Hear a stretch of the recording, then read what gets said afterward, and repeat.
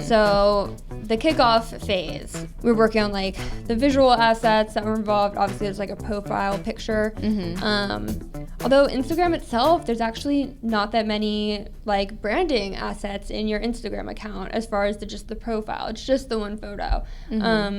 With, you know, Facebook, you have like a cover photo and things, but but there are other choices to make, like which font, like maybe you avoid like the super scripty font on Instagram. And then we got into some of the native feature aspects. That was something, because it's social specific, and we were making like a content creator account. We want it to be a little less polished, a little more just a person using Instagram. So we wanted to use the native editing features. So like picking which fonts or which like color schemes kind of lined up.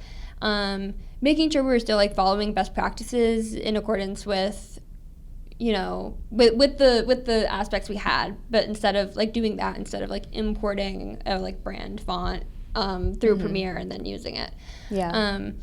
So that we talked about more in the creative brief, where we outlined like kind of what the videos would look like what's the lighting, what's the setup, are they really polished studio filmed videos like this, or are they more a person with an iPhone like filming themselves? Which that is obviously, it was the latter. So that was kind of a new take on the creative brief and visual assets for us. And it's cool because some components that you just broke down, like you chose the latter to like for somebody to hold an iPhone rather than it be a full production, almost comes across to me from an outside party as more relatable in content in general. Which I can definitely see that being another gap. You know, if you're a business looking for more leadership, you want a full production as compared to some work humor. Sometimes a full production is a little too much for something that might be a trending audio that lasts 15 seconds. Absolutely. So that was the creative brief that we developed, where there are considerations like that to be had. Now, I, as like the social media strategist, I don't know why I did that. Like, that's literally what I am. What you are. You're a fake strategist. I worked on an executive summary, and what I did was I developed 2 personas. Like, there's always a million more personas you can develop, but we started with 2 personas.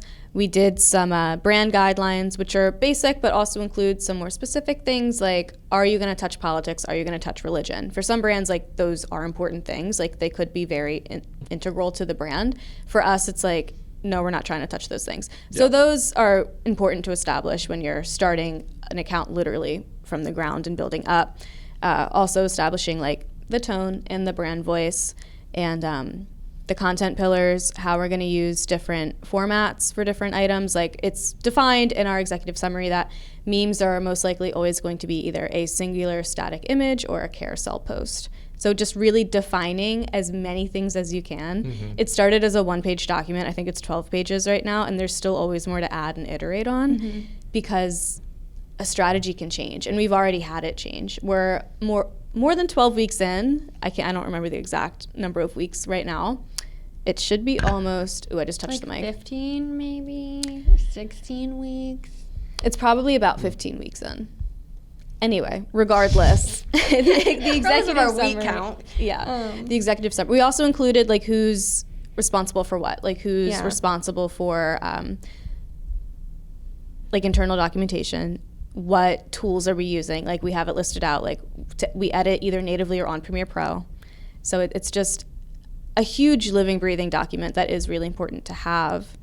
But we also distilled the creative brief and the executive summary into an overview deck that we presented to our boss, who gets to play, like, you know, he's a team member, but also like the client in this situation. So that we present it to him as if we would present to a client. Right. And also, I don't think you mentioned, but important to include, like, in the executive summary, we had, like, the goal, like, what our goal was, what, like, the kind of cadence was, like, the general strategy, tactical strategy to the account. For growth.